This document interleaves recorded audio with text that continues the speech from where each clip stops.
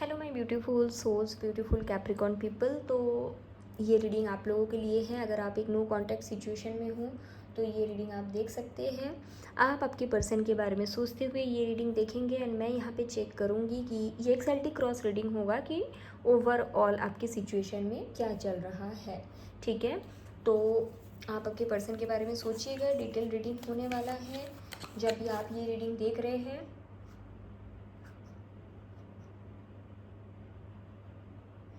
याद रखिएगा ये रीडिंग कैप्रिकॉर्न वालों के लिए है एंड मैं कैप्रिकॉर्न के लिए ये डेक यूज़ करूँगी। सो सन मून राइजिंग अगर आपके कैप्रिकॉर्न है, अगर आप एक नो कॉन्टैक्ट सिचुएशन में हैं, ये रीडिंग आप बेशक देख सकते हैं। So let's start your reading. सबसे पहले हम देखेंगे आपकी करंट एनर्जी क्या है, आप कौन हो। ये अगर आपके साथ रेजोनेट करता है तो फिर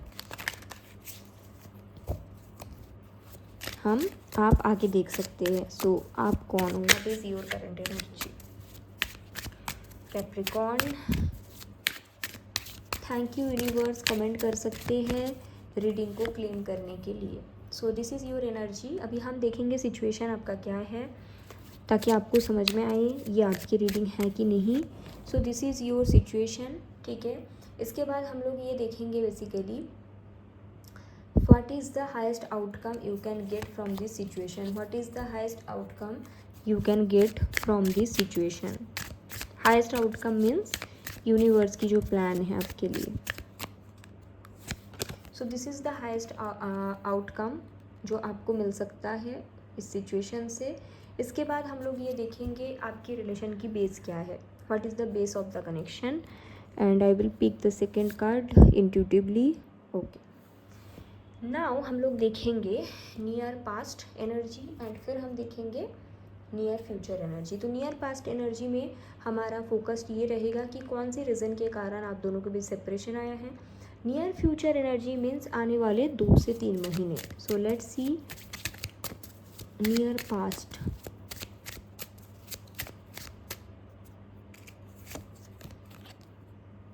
नियर फ्यूचर। ओके, अभी हम लोग देखेंगे आपकी फीलिंग्स आपके पर्सन के लिए इस टाइम पे क्या है और आपके पर्सन की फीलिंग्स आपके लिए क्या है।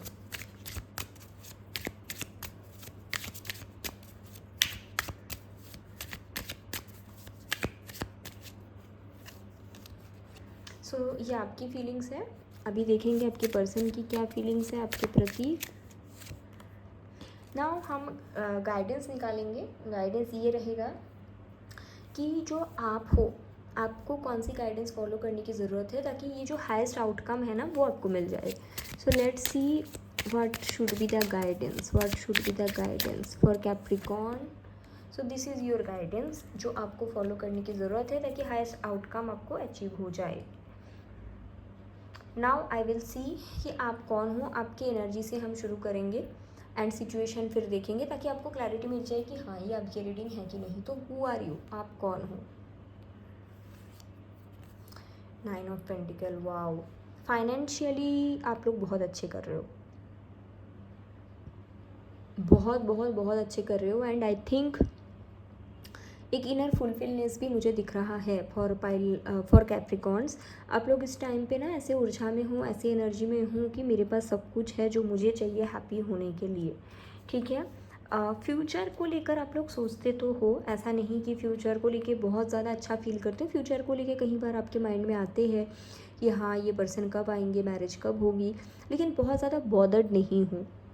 अपने करियर, अपने स्टेबिलिटी, अपने फाइनेंस, ये सारी चीज़ों में आपकी ध्यान है। हो सकता है आप में से कोई कोई तो ऐसा भी है जो कुछ नया करने का सोच रहे हैं, जैसे कि न्यू बिज़नेस स्टार्ट किया है, प्लॉट परचेज़ करना, कार परचेज़ करना। अपने लुक्स के ऊपर भी बहुत ज़्यादा ध्यान दे रहे हो, जैसे पहले से ज़्यादा अपने टेक केयर करना, स्पा में चले जाना, पार्लर चले जाना, न्यू कपड़े पहनना। तो ये आपकी करंट एनर्जी। आप बहुत ज़्यादा सैड जोन में नहीं हो कैप्रिकॉर्न वाले। ठीक है, ये आपकी करंट एनर्जी मुझे दिख रहा है। अभी हम ये देखेंगे कि आपकी सिचुएशन क्या है, what is the situation. Hangman, clarity की कमी है। मुझे लगता है आपकी सिचुएशन ऐसी है जिसमें ना क्लैरिटी की कमी है। ऐसा नहीं है कि प्यार की कमी है, नो, बट हो सकता है आपके पर्सन मैरिड है किसी और से या आपके पर्सन किसी और से इंगेज्ड है। क्लैरिटी नहीं है, यहाँ पे ऑप्शंस है। आपके पर्सन भी स्टक है, आप भी स्टक हो, जिसके कारण आप भी परेशान हो चुके हो। ठीक है, प्यार यहाँ पे है बट यहाँ पे क्लैरिटी की कमी है, कुछ और चीज़ है जो बीच में फंसा हुआ है। फैमिली भी हो सकती है या थर्ड पार्टी सिचुएशन हो सकती है। ठीक है, तो ये चीज़ कहीं ना कहीं आपकी करंट सिचुएशन दिखाती है। फॉर मैं बार बार पाइल बता रही हूँ बट पाइल नहीं है, ये कैप्रिकॉर्न की ही रीडिंग है। ठीक है, बाकी चलिए और देखते हैं कि what can be the highest outcome you can achieve. Highest outcome आपका क्या है? 6 ऑफ वॉन्ड, देखो विक्ट्री मिल जाएगी। ठीक है, हाईएस्ट आउटकम यूनिवर्स के हिसाब से जो भी चीज़ आप चाहते हो वो आपको मिलेगी। जो भी सिचुएशन आप इस सिचुएशन से चाहते हो, जो भी आउटकम आप इस सिचुएशन से चाहते हो, वो आपको कहीं ना कहीं इस सिचुएशन से मिल जाएगी। आपको उस बारे में टेंशन नहीं लेना है, सक्सेस विक्ट्री इस सिचुएशन से है। So that is there, highest outcome अच्छा दिख रहा है। अभी हम लोग ये देखेंगे कि इस सिचुएशन की, इस रिलेशनशिप की बेस क्या है। What is the base? 5 of swords. कुछ झूठ से शुरू हुआ था आपके कनेक्शन, बेस तो झूठ ही था।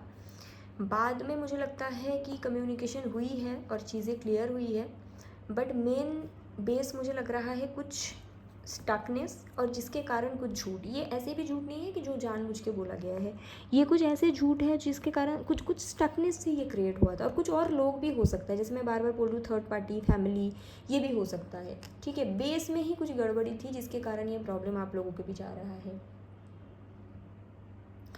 So now I will see कि नियर पास्ट ये, कि what is the reason of आपके सेपरेशन, और नियर फ्यूचर ये। तो नियर पास्ट देखेंगे 2 ऑफ पेंटिकल, देखो वही कन्फ्यूजन, आपके पर्सन की तरफ से कन्फ्यूजन दिख रहा है नियर पास्ट में, जिसके कारण आप दोनों के बीच सेपरेशन बना था। हो सकता है ये पर्सन मैरिड थे, हो सकता है इनके फैमिली थे, जिनके कारण आपके पर्सन काफ़ी लंबे समय तक कन्फ्यूज़ रहे हैं। और यही रीज़न के कारण कहीं ना कहीं यहाँ पे आपके सिचुएशन को अगर हम देखेंगे, हैंगमैन था, है ना, मैंने बोला था कि आपके पर्सन से स्टक है, और मुझे यही लग रहा था कि 2 of pentacle. So near past क्या बताते हैं? नियर पास्ट ये बताते हैं कि आपके सिचुएशन जो है वो कहीं ना कहीं कुछ कन्फ्यूजन के कारण ही सेपरेशन आया है, कुछ और रीज़न मुझे नहीं लग रहा है। Let's see what is the near future. S of pentacle, ये पर्सन वापस आएंगे एंड आपको एक न्यू ऑफर देंगे विद स्टेबिलिटी। नियर फ्यूचर बहुत पॉजिटिव है, ऐसे भी हाईएस्ट आउटकम भी 6 ऑफ वॉन्ड यहाँ पे आया है, और नियर फ्यूचर बताते हैं एस ऑफ पेंटिकल्स। अगर थर्ड पार्टी सिचुएशन है तो आपके पर्सन आपको चुनेंगे, लेकिन आपके साथ इनके मैरिज होने में 1 साल लग जाएगी। अगर आप कैप्रिकॉर्न हो, ये रीडिंग देख रहे हो, तो मैरिज में कन्वर्ट होने में 1 साल की टाइम लगेगी। ठीक है, लेकिन नियर फ्यूचर में चीज़ें सही होते हुए दिख रहा है एंड कम्युनिकेशन होते हुए दिख रहा है। सो congratulations. Now I will see what is your feelings for your person. 2 of cups, wow Capricorn. देखिए, आप लोग तो जेन्युइनली प्यार करते हो, आपके तरफ से अनकंडीशनल मोहब्बत है, आपके तरफ से कहीं ना कहीं इक्वल गिव एंड टेक वाला प्यार है। आपको ये भी लग सकता है कि ये पर्सन ही मेरी सोलमेट है, आप इनके साथ कंप्लीट फील करते हो, फुलफिल फील करते हो, ऐसा दिख रहा है। ट्रू लव दिखता है आप लोगों की तरफ से। Okay, now I will see आपके पर्सन की करंट फीलिंग्स क्या है। एम्पेरर, वाओ, आपके पर्सन भी आपसे प्यार करते हैं। Pile 2, I don't know why I am saying pile 2, I don't know, but मैं बार बार बता रही हूँ, सॉरी कैप्रिकॉर्न, आपके पर्सन भी आपसे प्यार करते हैं एंड आपकी रिस्पॉन्सिबिलिटी लेना चाहते हैं, स्पेशली अगर आप लोगों की मैरिज ही नहीं हो पा रही है, and that is the only blockage. क्योंकि मैंने शुरू में बोला प्यार की कमी नहीं है, स्टैगनेंट एनर्जी है, स्टक है।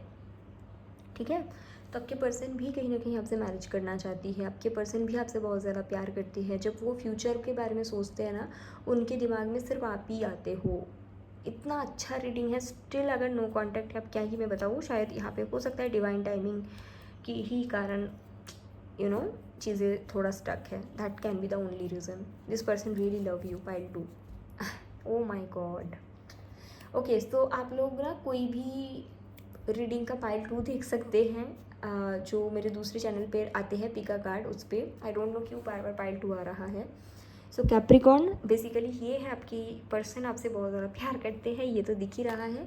So let's see what is the guidance for you. Guidance आपके लिए क्या है, आपको क्या करने की ज़रूरत है ताकि आपके सिचुएशन में जो हाईएस्ट आउटकम है which is 6 of wand, which is victory, वो आपको मिल जाए। सो द डेविल, अगर आप बहुत ज़्यादा ब्लॉकेज फोकस्ड हो, ब्लॉकेज फोकस्ड मीन्स जैसे मानो कि आपके पर्सन थर्ड पार्टी के साथ पिक्चर पोस्ट करती, और आप उस पर फोकस्ड हो गए, या फिर आपके और आपके पर्सन की भी जो प्रॉब्लम है, मानो कि वो एक्शंस नहीं ले पा रहे हैं, आप उस पर फोकस कर दिए, या फिर किसी और ने आपको कुछ बता दिया, आप उस पर फोकस कर दिए, या फिर मानो आपके पर्सन ने एक बार ये बोल दिया कि मैं तो कुछ नहीं कर पा रहा हूँ, स्टक हूँ, आप उस पर फोकस कर दिए। तो बेसिकली अगर आप नेगेटिविटी में बहुत ज़्यादा फोकस्ड हो, आपको वो एनर्जी से निकल के आना पड़ेगा। What is your guidance to get the highest outcome is devil. You are stuck into negativity by Capricorn.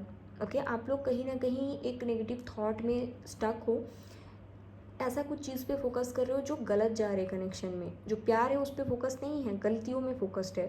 अगर आपके पर्सन पास्ट में किसी के साथ कनेक्टेड थे, उस पर फोकस कर रहे हैं। अगर आपके पर्सन कुछ नेगेटिव बोल रहे तो उस पर फोकस कर रहे हैं, जिसके कारण आपके मैनिफेस्टेशंस पे डिले आ रही है। ठीक है, मैं देखना चाहूँगी कि ये डेविल क्या है, किस बारे में है।